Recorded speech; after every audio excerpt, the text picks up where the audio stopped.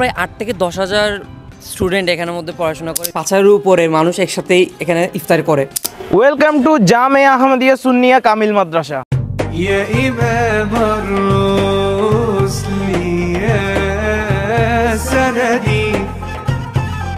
এশিয়ার বিখ্যাত দ্বীনি শিক্ষা প্রতিষ্ঠান হিসেবে পরিচিত এই জামিয়া আহমদিয়া সুন্নিয়া কামিল মাদ্রাসা 1954 সালে প্রতিষ্ঠিত। এটি বাংলাদেশের বৃহত্তম এবং প্রাচীনতম সুন্নি বেরেলভি মাদ্রাসাগুলির মধ্যে একটি। প্রখ্যাত ইসলামী চিন্তাবিদ সৈয়দ আহমদ শাহ সিরিকোটি এর প্রতিষ্ঠাতা। এটি ইমাম আহমদ রাজা খানের মতবাদের ভিত্তিতে প্রতিষ্ঠিত হয়েছিল। প্রতিষ্ঠানটির পৃষ্ঠপোষক ছিলেন সৈয়দ মোহাম্মদ তৈয়ব শাহ। এখন সৈয়দ মোহাম্মদ তাহের শাহ এবং সৈয়দ মোহাম্মদ সাবির শাহ প্রতিষ্ঠানটির পৃষ্ঠপোষক। এখন প্রায় 8 থেকে 10,000 স্টুডেন্ট এখানের মধ্যে পড়াশোনা করে। বিভিন্ন বিভাগের মধ্যে এখানে প্রায় কামিল পর্যন্ত পড়াশোনা করার সুযোগ রয়েছে, মাস্টার সমমান আর কি। এর পাশাপাশি এখানে হেফজখানা আছে, দর্শনা দামি আছে, হোস্টেল আছে।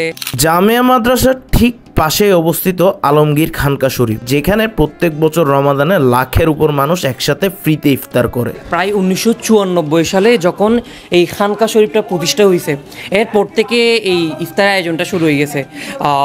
প্রথম দিকে তখন একটু ছোট আকারে শুরু হয়েছে, এখন একটা প্রতি বছর একটা ঐতিহ্য হয়ে গেছে যে এই ইফতার আয়োজনটা খানকা শরীফে হবে। প্রত্যেক বছর রমাদানে নাকি পুরো রমজান মাসেই নাকি প্রায় লাখের উপর মানুষ ইফতার করে এখানে প্রত্যেক বছর, এটা কি সত্য? যেতে পারে। দেখেন, এক সময় এখানের মধ্যে যখন বড় আয়োজন থাকে, যখন এখানে গিয়ারবি শরীফ হয়ে থাকে, তো গিয়ারবি শরীফের দিন তো এখানে 5,000 উপরে মানুষ একসাথেই এখানে ইফতার করে, ঠিক আছে। এর পাশাপাশি আরও যদি এরকম বড় আয়োজন থাকে রমজানে, তো এই ইফতারি করার জন্য আয়োজনটা আরও বড় হয়। সেই হিসাবে 1 লাখের দিকে না গেলেও কাছাকাছি যেতে পারে এটা আর কি। আর এখানের খাওয়া দাওয়া সব কিছুই তো এখানেই বানায় না? হ্যাঁ, আমাদের এখানে লঙ্গরখানা আছে বা হোস্টেল বা হেফজখানার শিক্ষার্থীরা যেখানে খাওয়া দাওয়া করে, সো ওখানের মধ্যেই রান্নাবান্না করে। এখানে যেগুলো আমাদের বাবুর্চি আছে তারাই রান্নাবান্না করে ইফতারের জন্য। এটা প্রত্যেক দিনে চলে না? হ্যাঁ, প্রতিদিন। আমি দেখলাম সকাল 10টা-11টার দিকেই শুরু হয়ে যায়। তারপর এই আমাদের যে ছোলা থাকে আর যেগুলো এখানে তৈরি হয়, যেমন বেগুনি, পেঁয়াজু থেকে শুরু করে, তারপর হালুয়া থাকলে হালুয়াগুলো সবগুলো কিন্তু এখানে প্রায় 10টা-11টা থেকে স্টার্ট হয়।